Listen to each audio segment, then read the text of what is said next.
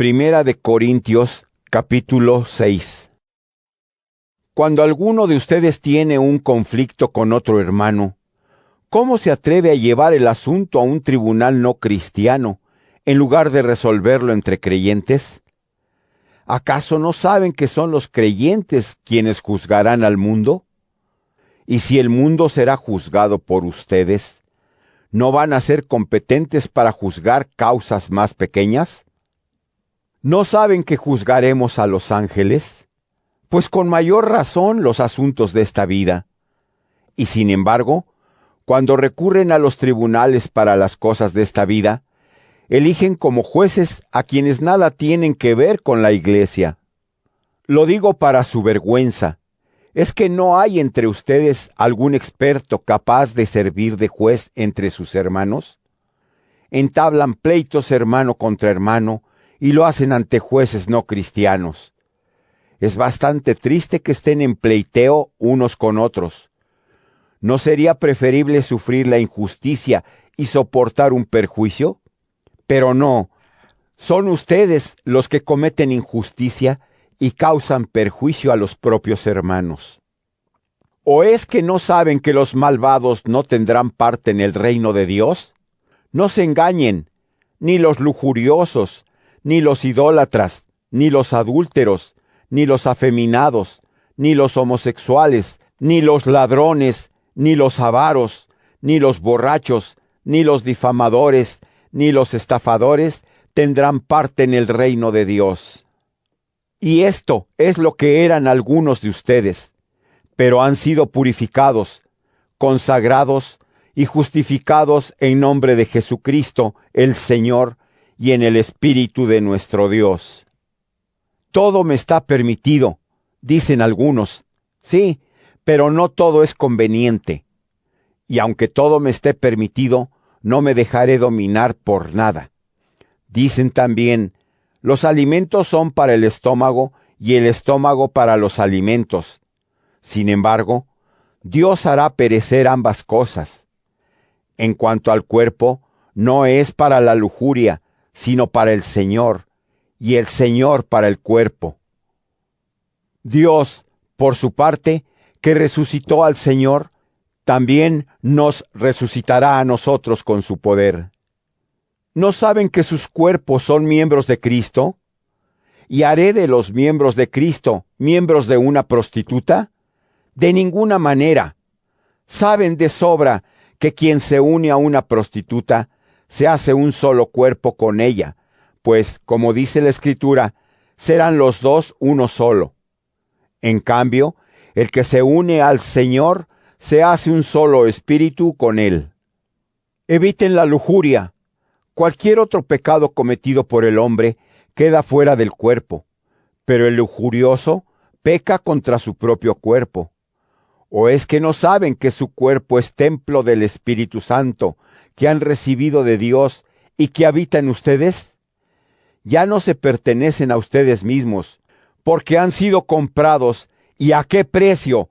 Den pues gloria a Dios con su cuerpo. Primera de Corintios, capítulo 7. En cuanto a lo que me preguntaban por escrito, está bien que el hombre renuncie al matrimonio. Sin embargo, para evitar la lujuria, que cada hombre tenga su esposa y cada mujer su marido. Que el marido cumpla su deber conyugal con su esposa, e igualmente la mujer con su marido. La mujer no es ya dueña de su cuerpo, sino el marido, como tampoco el marido es dueño de su cuerpo, sino la mujer. No se priven el uno al otro de la vida conyugal, a no ser de común acuerdo y solo por cierto tiempo, para dedicarse a la oración, y vuelvan de nuevo a estar juntos, no sea que Satanás los arrastre al pecado al no poder contenerse.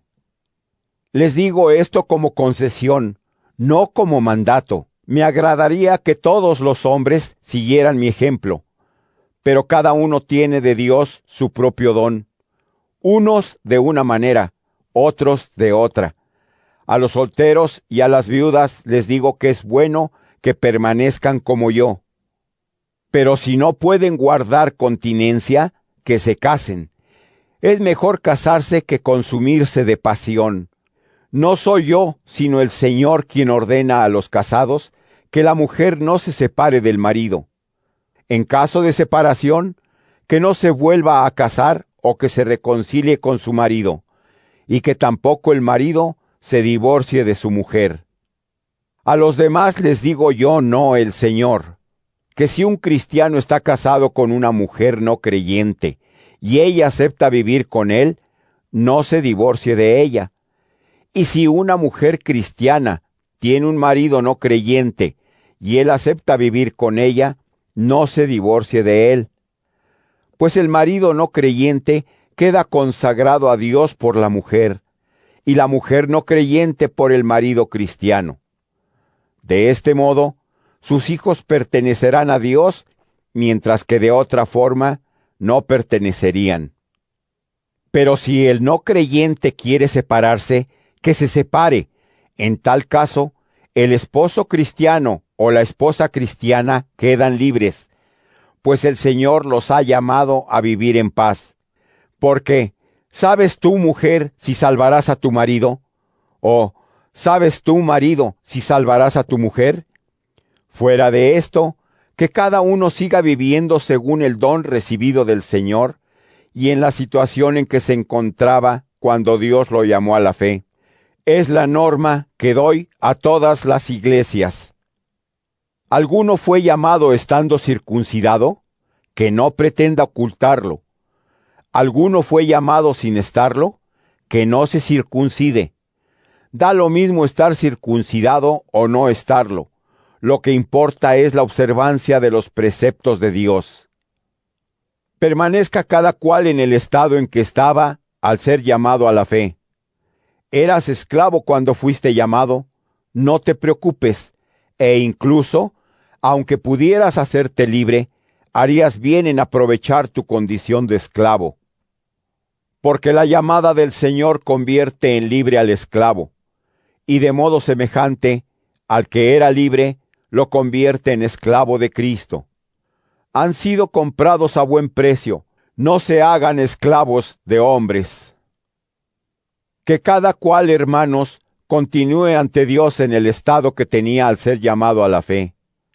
Acerca de las personas solteras, no tengo ningún mandato del Señor. Doy, sin embargo, mi consejo como quien, por la misericordia del Señor, es digno de confianza. Sigo creyendo, en efecto, que debido al momento excepcional que vivimos, es bueno que el hombre permanezca como está.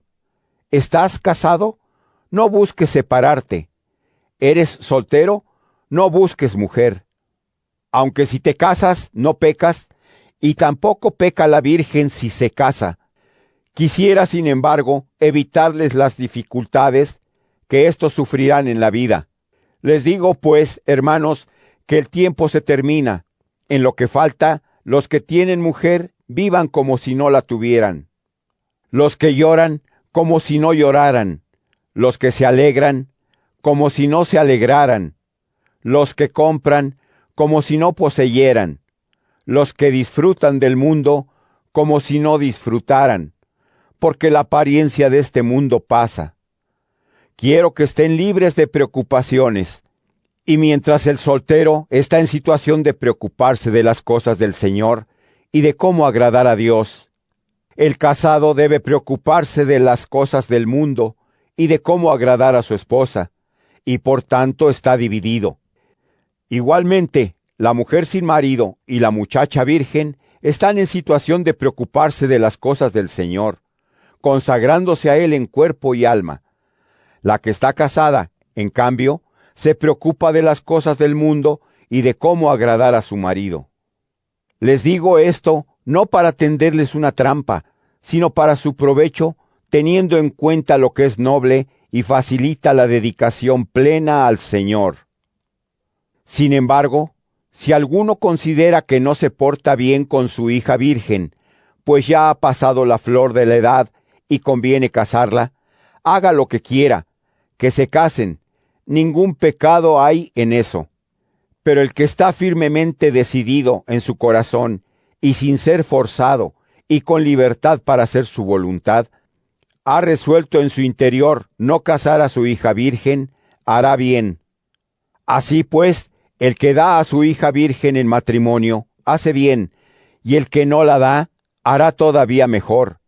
La esposa, mientras vive su marido, permanece ligada a él. Pero si el marido muere, queda libre para casarse con quien quiera, siempre que se trate de un matrimonio cristiano.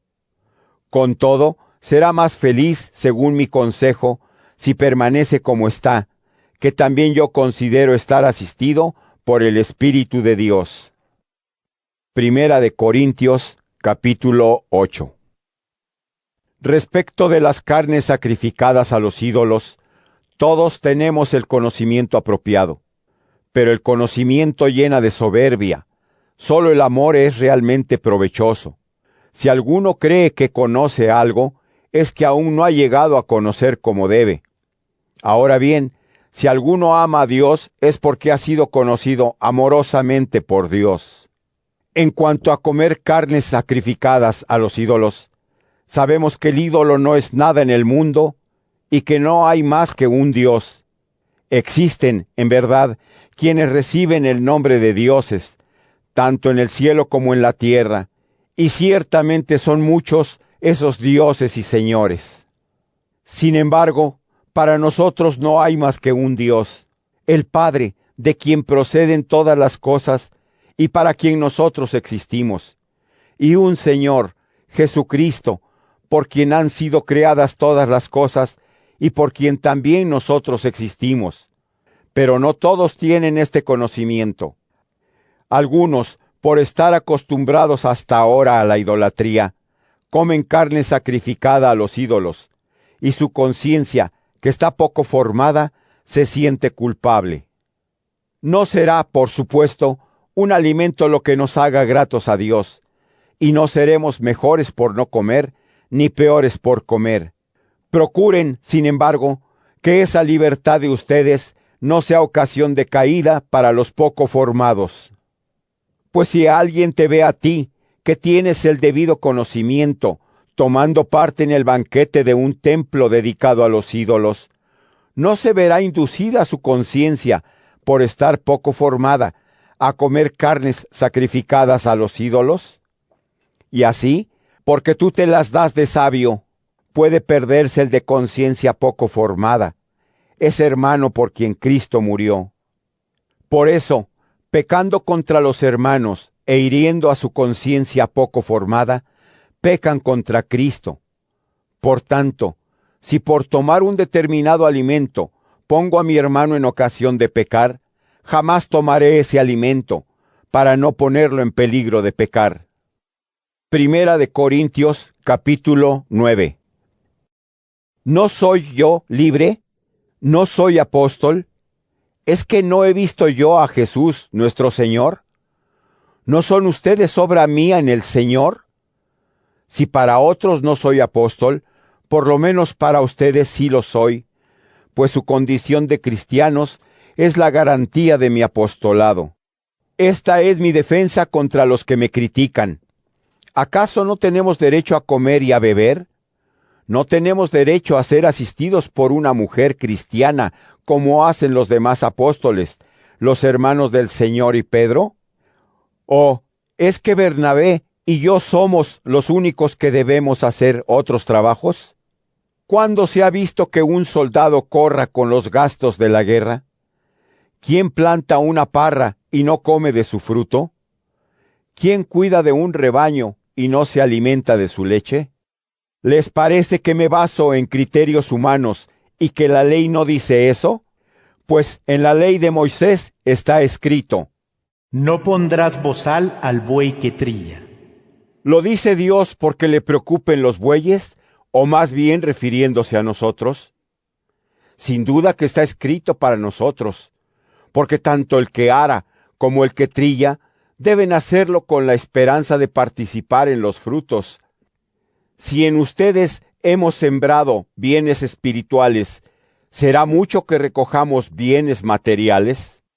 Si otros tienen derecho a participar de los bienes de ustedes, con mayor razón nosotros. Y sin embargo, no hemos usado de este derecho. Al contrario, lo soportamos todo para no poner ningún obstáculo al Evangelio de Cristo. ¿No saben que los que ejercen funciones sagradas viven de ese ministerio y que los que sirven al altar participan de lo que se ofrece en el altar? De la misma manera, el Señor ha ordenado que los que anuncian el Evangelio vivan del Evangelio. Pero yo no he hecho uso de esos derechos, ni les escribo estas líneas para reclamarlos. Prefiero morir antes que... No, nadie va a privarme de este motivo de gloria. Porque anunciar el Evangelio no es para mí un motivo de gloria, es una obligación que tengo. Y pobre de mí si no anunciara el Evangelio. Merecería recompensa si hiciera esto por propia iniciativa. Pero si cumplo con una misión que otro me ha confiado, ¿dónde está mi recompensa? Está en que, anunciando el Evangelio, lo hago gratuitamente, no haciendo valer mis derechos por la evangelización. Siendo como soy plenamente libre, me he hecho esclavo de todos, para ganar a todos los que pueda. Me he hecho judío con los judíos, para ganar a los judíos, con los que viven bajo la ley de Moisés. Yo, que no estoy bajo esa ley, vivo como si lo estuviera, a ver si así los gano. Con los que están sin ley, yo, que no vivo al margen de la ley de Dios, pues mi ley es Cristo, vivo como si estuviera sin ley, a ver si también a estos los gano.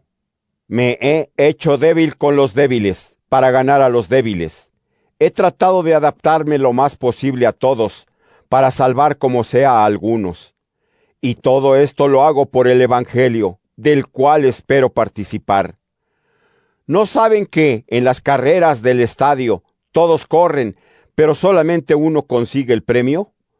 Corran de tal manera que lo logren. Los atletas se abstienen de todo con el fin de obtener una corona corruptible, mientras que nosotros aspiramos a una incorruptible. Yo, pues, corro, pero no sin rumbo. Lucho, no como quien da golpes al aire, sino que disciplino mi cuerpo y lo domino, no sea que, después de enseñar a los demás, quede yo descalificado. Primera de Corintios, capítulo 10. No quiero que ignoren, hermanos, que todos nuestros antepasados estuvieron bajo la nube, todos atravesaron el mar, y al caminar bajo la nube y al atravesar el mar, todos fueron bautizados como seguidores de Moisés. Todos comieron el mismo alimento espiritual, y todos bebieron la misma bebida espiritual. Bebían, en efecto, de la roca espiritual que los acompañaba, roca que representaba a Cristo. Sin embargo, la mayor parte de ellos no agradó a Dios, y por eso fueron aniquilados en el desierto. Todas estas cosas sucedieron para que nos sirvieran de ejemplo y para que no ambicionemos lo malo, como lo ambicionaron ellos, ni nos hagamos idólatras, como algunos de ellos, según dice la Escritura. El pueblo se sentó a comer y a beber, y se levantó luego a divertirse. Para que no nos entreguemos a la lujuria, como se entregaron algunos de ellos, y en un solo día perecieron 23,000. Para que no provoquemos al Señor, como hicieron algunos de ellos, y murieron mordidos por serpientes. Para que no se quejen, como algunos de ellos se quejaron, y perecieron a manos del exterminador. Estas cosas les sucedieron a manera de ejemplo, y se han escrito para que sirvieran de lección a los que hemos llegado al final de los tiempos. Así pues, quien se sienta seguro, tenga cuidado de no caer. Ninguna prueba han tenido que sobrepase lo soportable, y pueden confiar en que Dios no permitirá que sean puestos a prueba por encima de sus fuerzas. Al contrario, con la prueba recibirán fuerzas suficientes para superarla. Por lo cual, hermanos míos queridos, eviten la idolatría. Les hablo como a personas prudentes, capaces de valorar lo que les digo. El cáliz de bendición que bendecimos, ¿no es acaso participación de la sangre de Cristo? y el pan que partimos, ¿no es acaso participación del cuerpo de Cristo? Pues si el pan es uno solo, y todos compartimos ese único pan, todos formamos un solo cuerpo. Ahí tienen el ejemplo del pueblo israelita. Los que comen las víctimas sacrificadas, ¿no quedan vinculados al altar? Con esto no pretendo decirles que la carne sacrificada a los ídolos tenga algún valor especial o que los ídolos sean algo. Lo que quiero decirles es que los paganos sacrifican esas víctimas a los demonios y no a Dios. Y yo no quiero que ustedes queden vinculados con los demonios. No pueden beber el cáliz del Señor y el de los demonios. No pueden participar de la mesa del Señor y de la mesa de los demonios. ¿Acaso queremos provocar la ira del Señor? ¿Somos más fuertes que Él? Todo está permitido, dicen algunos. Sí, pero no todo es conveniente. Y aunque todo esté permitido, no todo aprovecha a los demás. Que nadie busque su propio interés, sino el del prójimo. Coman de todo lo que se vende en el mercado sin plantearse problemas de conciencia, pues del Señor es la tierra y todo lo que hay en ella. Si los invita un no cristiano y aceptan la invitación, coman todo lo que les ofrezca sin ningún problema de conciencia. Pero si alguien les advierte, esto es carne sacrificada a los ídolos, no lo coman en atención a quien les advirtió y por motivos de conciencia. Y no hablo de la propia conciencia, sino de la del otro. ¿Y por qué, preguntarás, va a quedar coartada mi libertad por la conciencia del otro? Si participo en el banquete dando gracias a Dios, ¿por qué voy a ser criticado por aquello mismo por lo que doy gracias? En cualquier caso, ya coman, ya beban o hagan cualquier otra cosa, háganlo todo para gloria de Dios. Y no sean ocasión de pecado, ni para judíos, ni para paganos, ni para la iglesia de Dios. Hagan como yo, que procuro complacer a todos en todo, no buscando mi conveniencia, sino la de los demás, para que se salven.